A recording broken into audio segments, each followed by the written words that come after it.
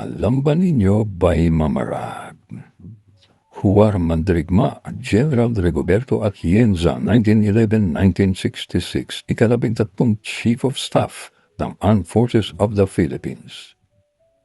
Isa sa mga kabataang sundalo noong World War II, matapang na lumaban sa bataan. Sa kabila ng kakulangan sa armas at gamit, pinatunayan ng kanyang unit na sila ang isa sa matitibay sa digmaan. Mapait na alaala ng sakripisyo at katatagan, ngunit hindi siya bitaw, sa halip larang tumatag. Mula sa abo ng digmaan, bumangon siya isang respetadong opisyal, matapang, disiplinado at may.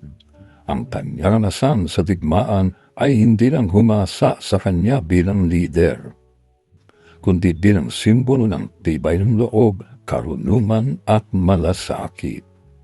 Dahil sa kanyang talino at tapang, siya'y itinaas bilang Chief of Staff ng AFP, isang posisyong may dangal at husay, inspirasyon ng bawat kabataan na nangarap maglingkod sa bayan.